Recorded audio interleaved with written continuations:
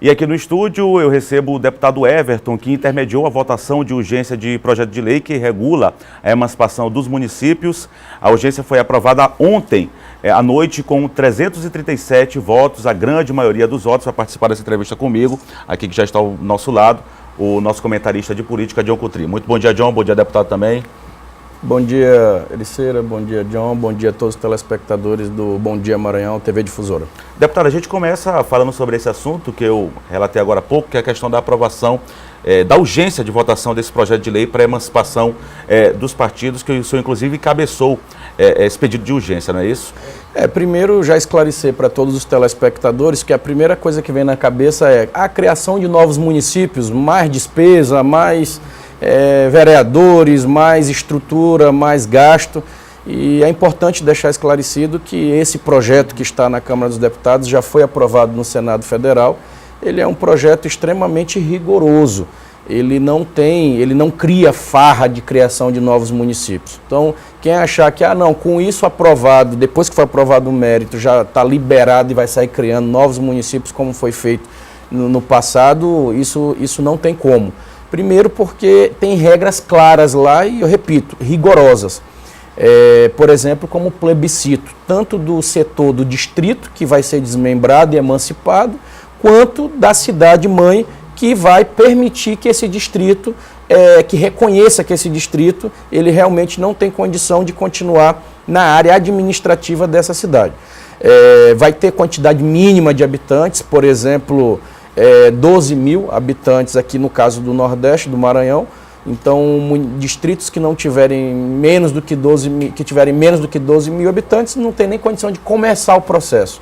Tem que ter estudo de viabilidade e com isso, Ericeira, John e todo telespectador, isso você vai fazer uma correção, né, de locais que hoje são totalmente isolados e que já têm uma vida própria. Você quer um exemplo? O Maiobão. Na ilha de São Luís nós temos um município estratégico que é o Paço do Lumiar. Paço do Lumiar é uma cidade estratégica, grande, volto a repetir, e tem o bairro Maiobão, que hoje tem todas as condições de ser um município, né? Só que a gente sabe que com a regra que estava engessando, parou esse processo de emancipação. Você tem lá em Rosário, o São Simão e São João do Rosário, ficam bastante afastados da sede, são grandes, eles praticamente não têm convivência com a área urbana da cidade e que, infelizmente, o município, a estrutura pública não consegue chegar lá na cidade.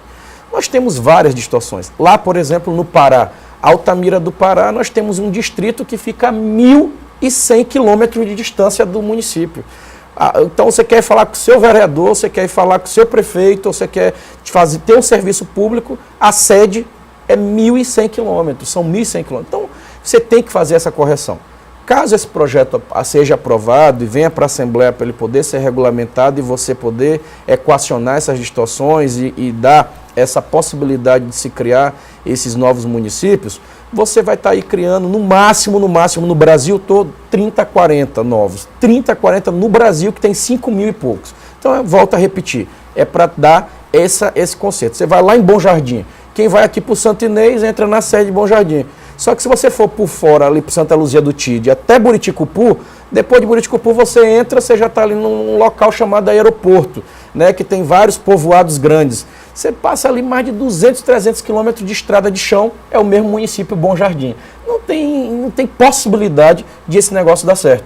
Né? É preciso você dar uma vida, dar a estrutura, emancipar para que essa cidade ela possa desenvolver aquela região. Deputado, bom dia Eduardo, bom dia a todos. Bom, esse projeto de lei complementar de desmembramento desses municípios, ele foi aprovado em regime de urgência. Quais serão as próximas etapas em relação a, por exemplo, essa emancipação em municípios? Aprovado o projeto, o que vem depois, deputado? Seria feito o plebiscito e eu volto também a questionar, bater no ponto. Se vai ser um novo município, vai ter novos custos, porque vai ter que ter fundo de participação, vai ter que ter recursos para a saúde, para a educação, como é que vai ser gerenciado isso? Em relação ao Maranhão, quais são os municípios ali que têm viabilidade mesmo hoje de serem emancipados? Olha, aqui no Maranhão nós acreditamos que vai dar aí no máximo 5 a 7.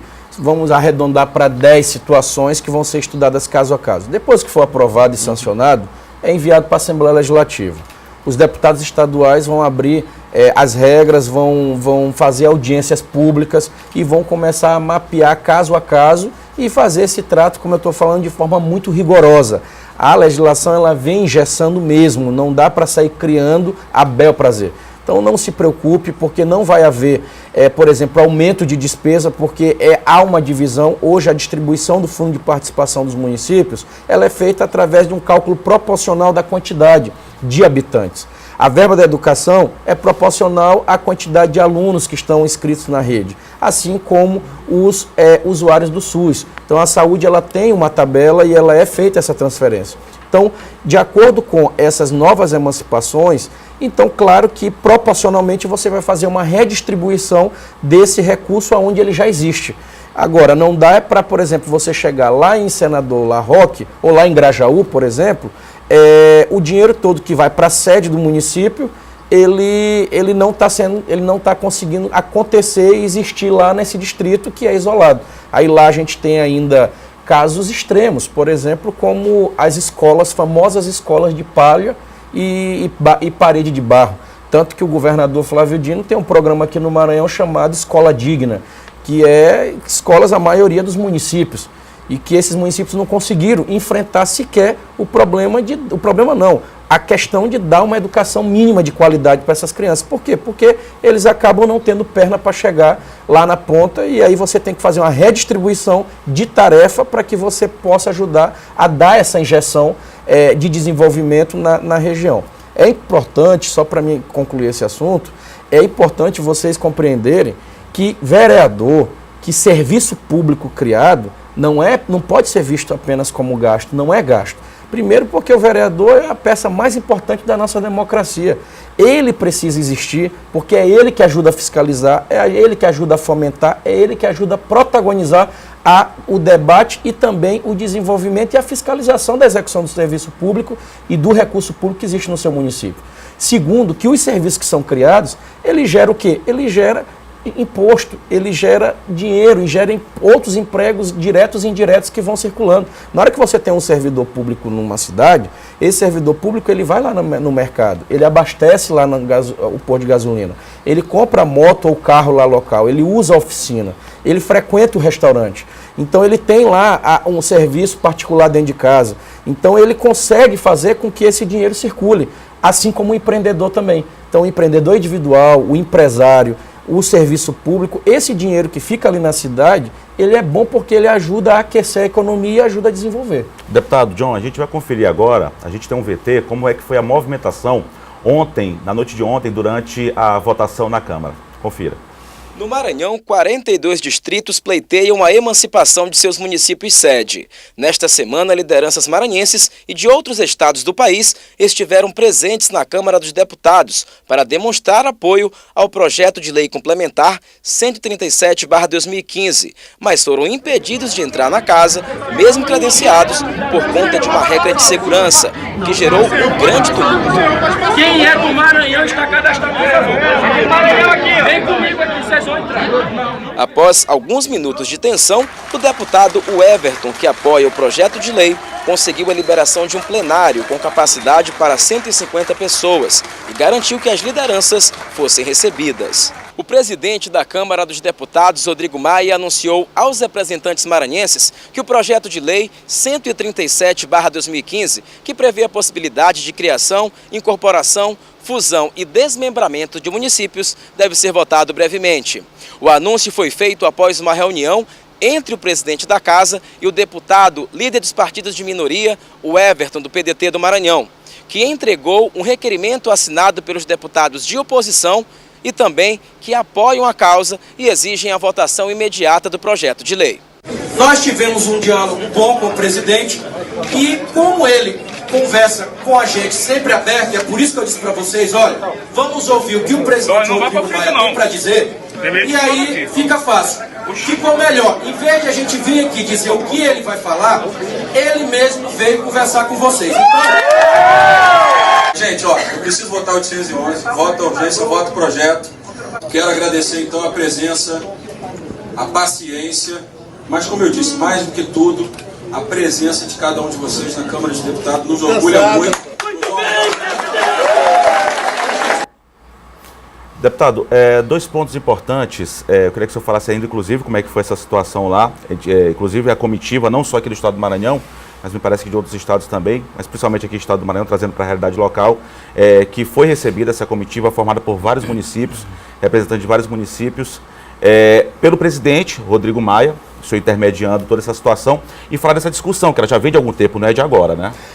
No início houve um atrito lá com a questão da segurança da casa, mas graças a Deus depois deu tudo certo, porque realmente você tem que ter capacidade, e eu só faço e sempre fiz política desde o movimento estudantil com a capacidade de se indignar. Né? Eu já vi várias vezes chegando comitivas lá de engravatados e ninguém é barrado na porta. E aí a gente se depara com a situação de centenas de brasileiros lá, e na hora que eu cheguei eu olhei lá mais de 100 maranhenses do lado de fora, lá pegando sol quente, enfim, estava do lado de fora, e foram lá de forma pacífica para assistir a sessão e para também reivindicar a possibilidade de discutir um projeto. E claro que a gente teve que se indignar e tivemos ali que endurecer um pouco o jogo para colocar eles para dentro e dar o devido conforto a toda a comitiva maranhense que estava lá, porque atravessaram o Brasil 3 dias para ser barrado na porta e ficar do lado de fora. Né? Volto a repetir, se fossem os engravatados lá da Fiesp, entravam todos tranquilos e ficavam transitando nos corredores. Né? Então, a gente precisa dar o tratamento isonômico e igual, até porque a Câmara é a casa do povo, então não dá para segurança ou ninguém lá dizer quem é por rosto dizer que pode entrar ou deixa de entrar. Né? Se está lá de forma pacífica, tem que transitar e conversar com os parlamentares. O presidente agora que aprovou, ontem a Casa aprovou o regime, o projeto, a urgência do projeto, isso agora permite você aprovar no plenário, votar no plenário, porque também ele pode ser negado. Né? É um projeto que precisa de um quórum alto, quórum qualificado, são 257 votos que nós vamos precisar.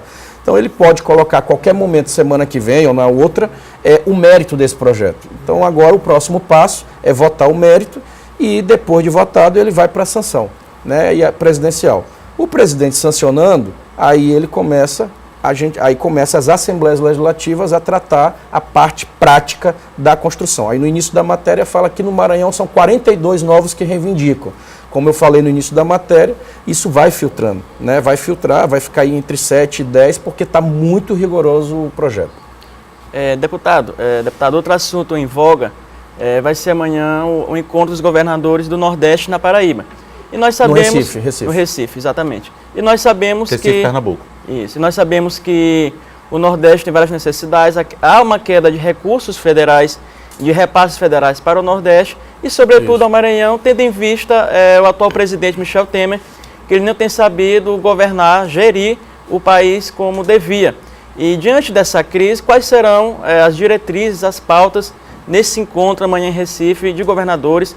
O senhor estará presente, o governador Flávio Dino estará presente. O que lá será levantado, pedido, reivindicado para o Estado do Maranhão? Olha, o governador do Pernambuco está promovendo, ele vai receber os governadores do Nordeste, as bancadas federais, as lideranças da oposição ao governo Temer, para a gente poder lá, além de discutir a situação do Nordeste, nós vamos tratar a questão da privatização da Eletrobras. Gente, isso é um tema muito importante, muito central e que o povo brasileiro não pode ficar desatento. Nós não podemos imaginar um setor tão importante, tão estratégico, sendo tratado apenas como um número pelo governo federal. O governo Temer quer vender a Eletrobras para cobrir rombo fiscal dele.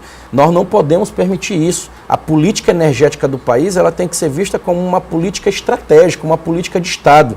O governo Temer já está terminando, está aí no final. Aliás, ele nunca nem começou, né? Fruto de um golpe, ele começou de forma equivocada aqui no país.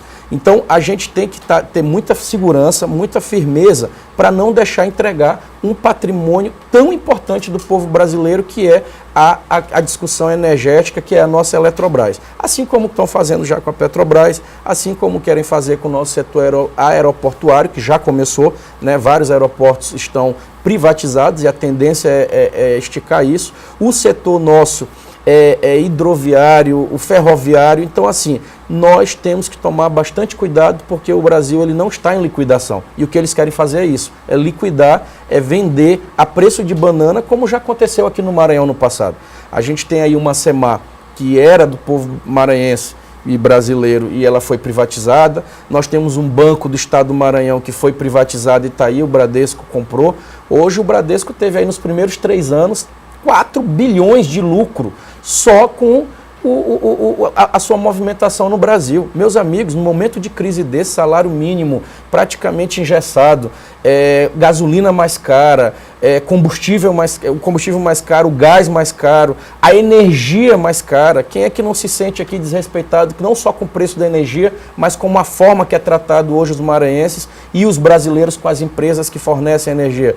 E aí você ainda agora tratar de entregar os setores estratégicos é realmente muito preocupante. Nós vamos estar lá forçando a luta, mobilizando as bancadas e dizendo não à privatização da Eletrobras e não também ao governo Temer, que tem realmente feito políticas muito ruins para o povo brasileiro. Aliás, deputado, sobre esse assunto, eu queria que o senhor comentasse agora sobre essas votações, o envolvimento da oposição aí na tentativa de barrar, lutando contra medidas provisórias, aí muitas até impopulares. Eu queria saber como é que está essa situação, trancamento de pauta, como é que a oposição está trabalhando em relação a isso. Ontem a imprensa nacional, que está a serviço, sempre está a serviço, lembre-se, né, aquelas altas estruturas, grandes estruturas, elas não caem do céu. Elas têm um grande grupo seleto econômico que banca eles. Então eles falam ali o que o mercado quer falar. Né, eles acabam reverberando o que interessa a eles. Quem são os grandes patrocinadores dessa turma? Então eles ficam querendo que a gente ceda e deixe de fazer a obstrução política na casa, porque eles sabem que tem projetos ali que são de único e exclusivo interesse deles. Exemplo, cadastro positivo. Esse cadastro positivo, quando você olha essas grandes mídias dizendo que é muito bom, é bom coisa nenhuma. Ele é bom para banqueiro, ele é bom para balcão de oferecimento de crédito, mas para o trabalhador da ponta, que já é mapeado, já é massacrado pelo sistema, ele vai ser ainda mais. Hoje você paga absurdo de cartão de crédito, você paga absurdo de cheque especial, e hoje quem não tem acesso a um banco, por exemplo, e tem ali uma pequena continha no Serasa ou no SPC que ela pode resolver, ela vai acabar ficando também sem esse crédito, vai acabar também sendo prejudicado, como se o brasileiro fosse um mau pagador. Mentira, o brasileiro ele é um bom pagador. O problema é que no Brasil ajuda-se os especuladores. Os empreendedores não são incentivados. E aí é por isso que a gente tem essa guerra lá dentro de fazer obstrução, porque na obstrução política você denuncia as matérias que são prejudiciais para o Brasil, como a MP da Eletrobras. Hoje, se a gente deixasse correr solto lá, a MP da Eletrobras já estava aprovada. E ela caduca agora no dia 30. E nós vamos lutar com todas as forças para que até o dia 30 ela não seja aprovada. Porque daí a gente vai ter a chance de ganhar um novo fôlego e, quem sabe, chegar à eleição, o Brasil elegendo um novo presidente de forma legítima, ele tocar essas pautas de Estado de forma bastante democrática, aberta e discutindo com o povo brasileiro. Deputado, só para um adendo importante ressaltar, na questão da tônica da privatização da Eletrobras, o aumento do custo da tarifa. Muito caro. Nós sabemos aqui que no Maranhão, aqui é cobrado as maiores tarifas energéticas do país. A conta é muito cara, então, claro que é importante destacar, se a Eletrobras for privatizada, vai aumentar a energia para os consumidores. Mas, só mudando de pauta, deputado, em relação às pesquisas que foi divulgada essa semana pela TV Difusora, contratada pelo Instituto Data Ilha. Muitos da oposição tentaram desacreditar os números, achando que os números estão elevados, né, que foram insuflados, mas nós sabemos que o Data Ilha tem um histórico de acertar resultados. Na eleição para prefeito de São Luís, ela cravou o resultado ali do segundo turno entre o prefeito Edivaldo e Eduardo Braga. Foi o instituto que mais acertou. Como é que você avalia esse resultado que hoje mostra o governador Flávio Dino caminhando para a reeleição com 60% dos votos válidos? Olha, eu que tenho acompanhado de perto as inaugurações, ações e somos parceiros, a bancada federal tem ajudado o governador Flávio Dino em Brasília, para nós não é nenhuma surpresa os números. Para a oposição talvez seja, porque ela não está acostumada, por exemplo, a lidar com números estratégicos e números importantes no Maranhão. Quando você fala para ela 700 novas escolas reformadas ou construídas, 2 hospitais para 10, 5 Viva Cidadão para 50, quando você fala 3 mil novos policiais, mais professores. Quando você vai dando números para eles, eles realmente não entendem, ficam meio ensurdecidos, porque eles não conseguem acreditar como que em quase 50 anos eles não conseguiram evoluir em várias políticas públicas no país, e o governador Flávio Dino, em menos de 3 anos e meio, com toda a crise que o Brasil está vivendo, é sempre bom lembrar, e essa mesma oposição é a que dirige o Brasil do Temer, é a que dirige o Rio de Janeiro, que está lá com o exército na rua debaixo de intervenção, é a que dirige vários estados que estão aí com folha de pagamento atrasada. Então eles não sabem realmente o que é tratar com números, e principalmente quando os números são positivos. Tem muito que se fazer? Claro, minha gente, tem muito que se fazer, mas milagre não dá para fazer. Então ele está fazendo gestão, e eu acredito que o povo percebe isso, sabe que tem muita coisa para melhorar, mas não vai se fazer aventurando e muito menos olhando para trás, porque o povo maranhense não é a estátua de Ló, então ela não vai virar sal, e eu tenho certeza que a gente vai olhar para o futuro. Um apoio importante agora, né, deputado? Nessa semana do deputado Josimar de Maranhãozinho também, né? Importante. O PR é um partido estratégico, é um dos maiores partidos com tempo de televisão do Brasil, e tem hoje uma força política grande aqui, liderada pelo deputado Josimar Maranhãozinho. Aquela região toda ali de Zedoca, ali da BR, eles têm bastante força política, além de outras regiões, como Pedreiras, com o deputado Vinícius Louro, e várias outras regiões, e o deputado Sérgio Frota aqui na ilha. Então, a gente tem feito essa boa relação, eles anunciaram o apoio à nossa pré-campanha, ao grupo político, já tinham anunciado ao governador Flávio Dino e agora a nós. Então a gente está realmente fazendo essa construção política de diálogo com prefeitos, com lideranças e com todos que estão ajudando a construir esse bom debate para o Maranhão. Tá ok. Deputado Everton, eu quero agradecer a sua presença aqui no Bom Dia Maranhão, John Coutrinho também pela participação aqui na nossa entrevista. Muito obrigado. Eu que agradeço a todos. Sábado próximo nós estaremos em Pedreiras, Trizidela do Vale e Tuntum, acompanhando o governador Flávio Dino, levando ações concretas do governo e também ajudando a confundir ainda mais a oposição com os números positivos que ele tem construído. Ok.